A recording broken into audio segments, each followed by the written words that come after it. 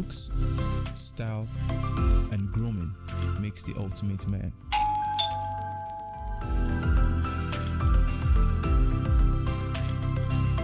I've found a ridiculously easy way to make my skin always feel epic.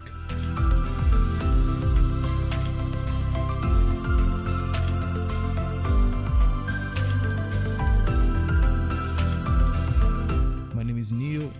I found Blemiviv, and now my skin finally makes sense.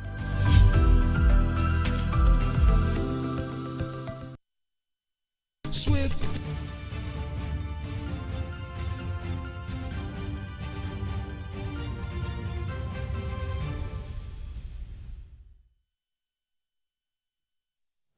Hello, we are reaching you live from iBrandTV Newsroom, Lagos. Coming up on NewsNow, renowned Islamic cleric Sheikh Ahmed Gumi says Nigeria can end banditry and security challenges within 1 month.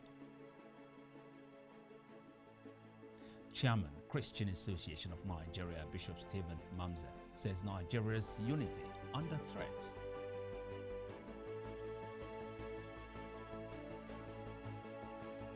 Israel launches new strikes on Gaza, killing more than 200 in a week. NNPC, NPA to face Senate panel this week over unremitted 2 trillion naira.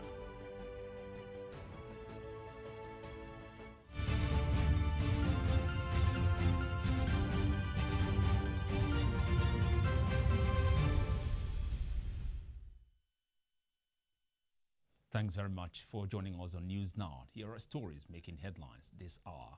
I'm Michael Nath. Begin this developing story stating a professor with the Department of Medical Microbiology, University of Jos, Grace Ayanbimpe, has been kidnapped by gunmen. The professor was abducted in the early hours of Monday alongside her husband by the gunmen who stormed their residence behind Haske Quarters, Lamingo, in Jos, North local government area of the state. A resident of the community who confirmed the incident narrated the kidnappers broke into the apartment at 2 a.m. and shot in the air. He added neighbors who were terrified by sounds of gunshots could not come out for the fear of being hit by stray bullets. President Muhammad Buhari has arrived Paris, France for the African Finance Summit. The president had departed Abuja on a 4-day official visit on Sunday. The presidency tweeted this on Sunday, attaching pictures of the president's arrival in France. The president's senior special assistant on media and publicity, Malam Garba Shehu, had in a statement on Saturday said the summit will focus on reviewing the African economy following shocks from the coronavirus pandemic and getting relief, especially from increased debt burden on our countries. He added that the summit, to be hosted by President Emmanuel Macron of France, would draw major stakeholders in the global financial institutions, and some heads of government will collectively discuss external funding and debt treatment for Africa and private sector reforms. He said during the visit, Buhari would meet with President Macron to discuss growing security threats in Sahel and Lake Chad region, political relations and economic ties. Now, the 5-day warning strike called by the Nigeria Labour Congress NLC in Kaduna State kicked off Monday morning, with officials of the union picketing government ministries and parastatals and denying civil servants access to the state secretariat. Civil servants in their hundreds stood at the gate of the state secretariat on the popular Independence Way on Monday morning after union officials picketed the facility. The NLC had called on all unions to join in the warning strike from Monday in its effort to force the state government to rescind its plan to sack many civil servants and right-size the state's bureaucracy. Still on the NLC strike, aviation workers have shut down operations of Kaduna International Airport effective Sunday midnight in solidarity with the protest by the NLC. The workers, under the aegis of the National Union of Air Transport Employees, Association of Nigeria, Aviation Professionals, and National Association of Aircraft Pilots and Engineers, said the airport will remain shut for the period of the warning strike. National NLC Chairman Ayuba during the protest said due process was not observed in the recent disengagement of the workers from the local government service, a state universal basic education board and primary health care agency. He said further that all the unions, including student unions and pensioners, are part of the protest as they are all directly affected by the disengagement of workers. The NLC president noted it is only Kaduna State of all the 36 states of the Federation that threw workers out of their jobs without process. The governor of Ekiti State, Kayode Fayemi, has said that Nigerians can overcome the current security challenges if everyone can develop a positive mindset towards achieving peaceful Nigeria. Governor Fayemi made this submission while speaking at the National Security and Peace Symposium in Ibadan, the Oyo State capital. Our country is going through a lot of challenges, but these are not challenges that are insurmountable. These are challenges that we can overcome.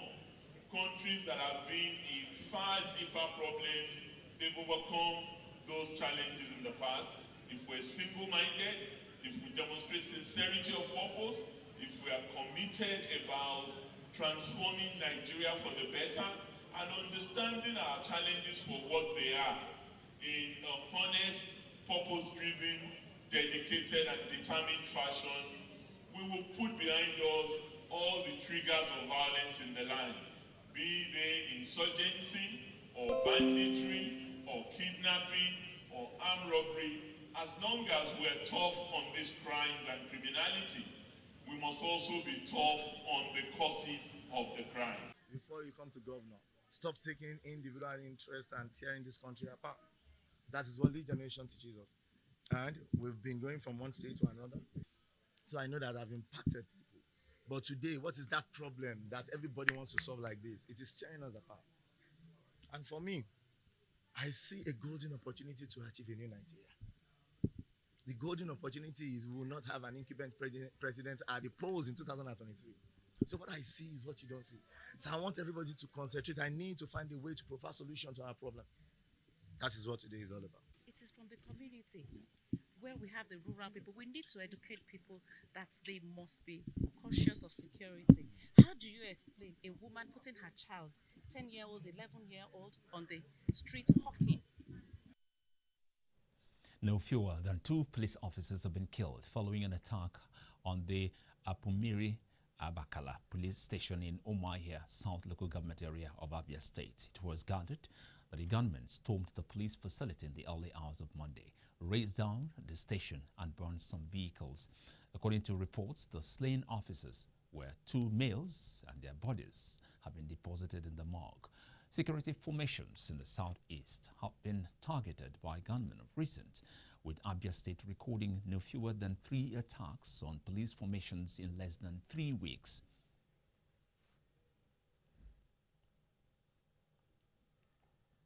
Renowned Islamic cleric Sheikh Ahmed Gumi says Nigeria can end banditry and security challenges within 1 month if the right people are given the needed support and equipment to negotiate with the bandits to cease fire. Islamic Gumi stated this when a group of Christian clerics led by Pastor Yohanna Buru paid him a Salah homage visit at his residence in Kaduna. The Greenfield abduction is unique because for the first time we see a cooperation between some bandits and the Boko Haram element. So this confirms to us Boko Haram is encroaching and entering into the field. This is a bad symptom and a prognosis, but by intervention too, by contact too, when they came with that barbarism of killing innocent people, just to show they are serious, just to show I'm serious, kill young men, 5, were shot. That barbarism, we are lucky, has stopped, because those who are involved in it, who are the ordinary herdsmen, say, no, this is not our way. We cannot accept that. To encourage a Christian relationship between Muslim and Christians as good neighbors, to promote peaceful coexistence, and to support and applaud for Sheikh Ahmed Gumi, who has committed himself, dedicated himself, sacrificed everything, including his life, to go into the bush, trying to mediate, to see there's mutual understanding between those who are bandits or those who are being tagged as terrorists or even kidnappers, who are clamoring for one thing or the other, to be precise, the injustices that has been meted against them and other people, so that there will be peace in this country. And above all, we are here to encourage him, to tell him we are in support of what he is doing. We are praying that other scholars, whether from the Christian and Islam perspective, should join him. And the crown of it, let the federal government, the state, and even local government, the 3 tiers of government, should do their own part or play their own role. Chairman, Christian Association of Nigeria, the Mawa State Chapter, Bishop Stephen Mamza, says the unity of Nigeria is under threat. Bishop Mamza said this during the celebration of World Communication Day, urging Nigerian leaders to always do the needful to save the future generation. Press freedom is only a principle, but in practice it is not. And I just want to call upon the government, the state government, the federal government, and the world over, that journalists should be given freedom to do their work freely, without any intimidation, without any force. It's no longer news that we are under threat. The unity of our country is under threat. The security has become the worst ever in the history of our country, Nigeria. So it is my hope that the government should wake up. Those in charge should wake up and do the needful and do the right thing, so that we can enjoy peace. 6 vehicles have been razed, with 2 others damaged, following an attack on the Enugu State Office of the Independent National Electoral Commission by hoodlums. INEC Chairman, Information and Voter Education Committee, Festus Okojie, who disclosed this.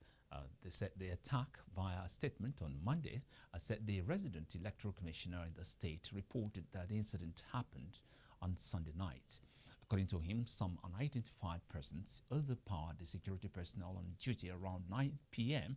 and set the foyer ablaze, vandalized some offices in the main building, and caused extensive damage to some of the Commission's movable assets within the premises.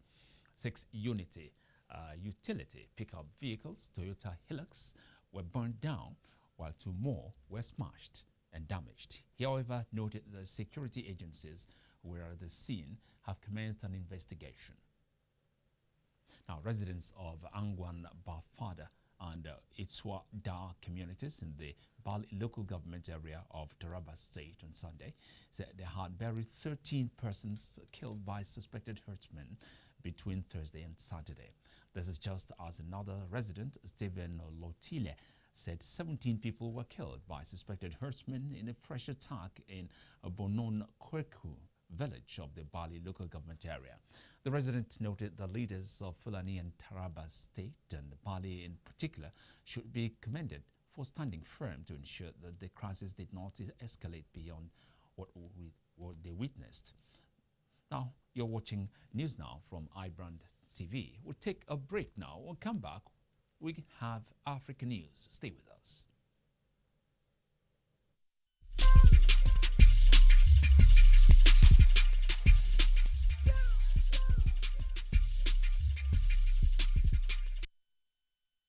Fresh from the farm, it good for body. No chemical at all. This na real banga. No more wahala or pandy wash. Just put on for fire.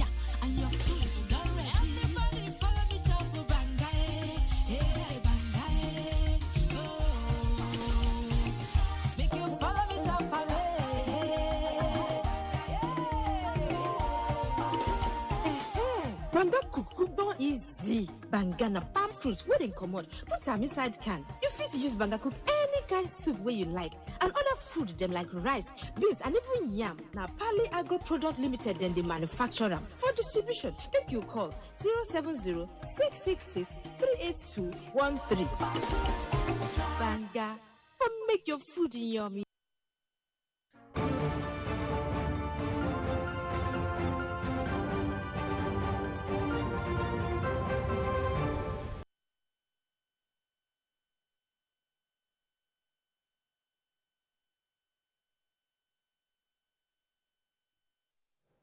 You're watching News Now from iBrandTV. African News Now. Tunisian security forces killed 5 suspected militants in the mountains near the border with Algeria on Monday. A security source confirmed the operation, carried out by joint police and army officers in the Chanabi Mountains, still continues. Now, 6 years ago, an Islamic State militant shot dead 39 foreigners on a beach in the coastal city of Sousse, triggering an exodus of tourists and severely damaging Tunisia's economy. Now, since then, Tunisia has grown more effective in preventing and responding to attacks, but sleeper cells still pose a real threat, especially within the return of jihadists from Syria, Iraq, and Libya. A corruption case against former South African President Jacob Zuma and French company Thales related to a $2 billion arms deal was adjourned on Monday to May 26. His defense lawyer said Zuma would plead not guilty when the hearing finally starts. The trial of Zuma, 79, had been expected to begin on Monday, but was delayed again after his newly appointed defense team raised concerns over the lead prosecutor and said it might seek his recusal from the case. Now, Zuma defense lawyer Tabani Masuku told the High Court that a plea application of not guilty would be entered when the court next hears the case on Monday, May the 26th. The case takes place as an anti-graft crackdown led by his successor, President Cyril Ramaphosa, gathers pace. The governing African National Congress is beset with infighting as top officials accused of corruption fight back. Foreign news now. Israeli airstrikes hammered Gaza Strip on Monday after a week of violence that has killed more than 200 people, the large majority Palestinians, despite international calls for de-escalation. Before dawn, in the escape of space of just a few minutes, dozens of Israeli strikes bombarded the crowded coastal Palestinian enclave controlled by Islamist group Hamas, according to AFP journalists and the army. Flames lit up the sky as intense explosions shook Gaza City, sparking widespread power cuts and damaging hundreds of buildings, local authorities said. No casualties were immediately reported. Now, some 3,100 rockets have also been fired by Palestinian militants toward Israel since conflict escalated on May the 10th, in the heaviest exchange of fire between the rivals in years, sparked by unrest in Jerusalem. Service to social media platforms Facebook, WhatsApp, and Instagram has been restored in Ethiopia after they were restricted earlier on Monday. NetBlocks confirms service to impacted online platforms in Ethiopia has been restored as of Monday mid-morning. Earlier on Monday, the London-based watchdog had said in a tweet that network data had showed that Facebook, WhatsApp, and Instagram had been restricted in Ethiopia. Its director, Alp Toka, told Reuters that NetBlocks observed the restrictions at 6 locations across Ethiopia. A poverty-fighting measure included in the COVID-19 relief bill passed this year will deliver monthly payments to households, including 88% of children in the United States, starting in July. Biden administration officials said this on Monday. The Democratic-backed American Rescue Plan, signed into law by President Joe Biden in March as a response to the coronavirus pandemic, expanded the tax credit available to nursed parents. Those people will get up to $3,000 per child, or $3,600 for each child under the age of 6 in 2021, subject to income restrictions. The benefit will reach 39 million households, many automatically and by direct deposit every month starting on July the 15th. It is one of several measures the administration says could lift more than 5 million children out of poverty, half of the total number of U.S. youngsters in that situation. Up next is Jidechi with sports news.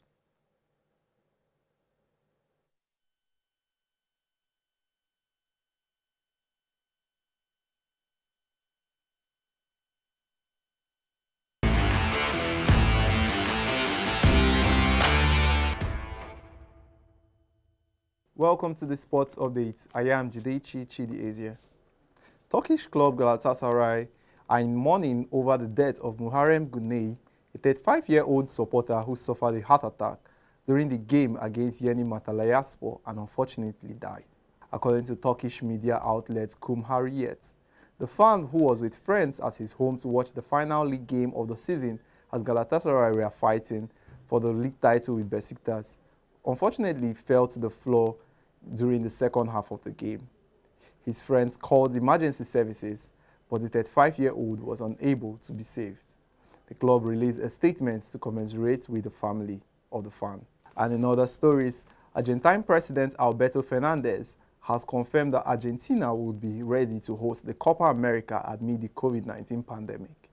The tournament is due to kick off on June the 13th, even as the coronavirus is ravaging the continent, and despite delicate political situation in co-host Colombia, which is convulsed by anti-government protests.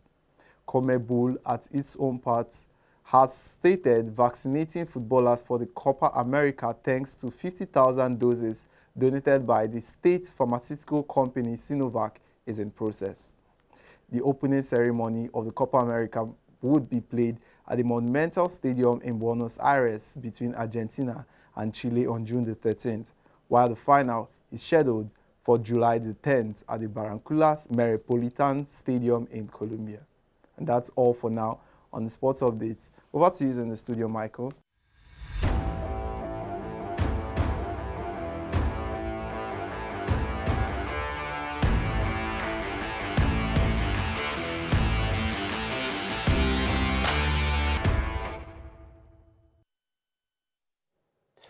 Thank you so much, Jidechi. Business news now. The African Development Bank has pledged to support public development banks in achieving climate and sustainable development goals. The president of the AFDB, Dr. Akinwumi Adesina, said this at a virtual finance in some common summit. This comes ahead of a summit on financing African economies to be convened by French President Emmanuel Macron on May the 18th. The session focused on the role of PDBs and the reorientation of the financial flows towards climate and sustainable development goals. The African Development Bank has partnered with African Public Development Banks in collaboration with the Association of African Development Finance Institutions and the International Development Finance Club. The AFDB's $3 billion Fight COVID-19 social bond has been used to link PDB's unique financial ability to concrete urgent development goals. The Senate Committee on Finance has sent out invitations to heads of 60 government-owned firms to start appearing before it from this week. They are to explain their failure to remit various funds running into about $2 trillion or 2 trillion naira to the Consolidated Revenue Fund account of the federal government. The Secretariat of the committee had dispatched letters of invitations to the affected agencies which contain dates they are expected to appear. The chairman of the Senate panel, Solomon Adiola, said the prayer is important so that the government would raise enough money to fund the budget. He said the full-scale investigative hearing would also enable the National Assembly to identify various leakages of government revenue which had been leading to budget deficit yearly. Now, as a way to build up social economy system in Nigeria, the managing director of Mobile Lotto, Paul Okojie, has appealed to government at all levels to create good policy that will help build up a better business. Speaking shortly after the launch of mobile lotto in Edo State, Okojie said government needs to encourage every investor with good policy regulations. Government should allow businesses fly. I mean, we're not saying the regulations are not good. They are good, but don't punish a crowd of people just because of the crime of one person. There are a lot of people there who are into all kinds of things, but at the same time, they are genuine people.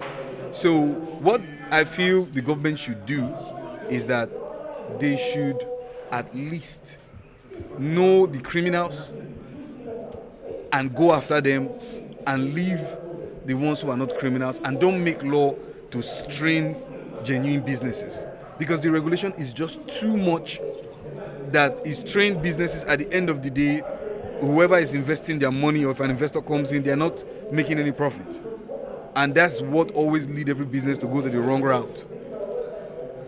Because when you take too much from me and I don't have enough to run my business collapse, then And it's a wrap on NewsNow. Please follow us on our social media platforms and do subscribe to our YouTube channel for more updates. Thank you very much for watching. I'm Michael Nath.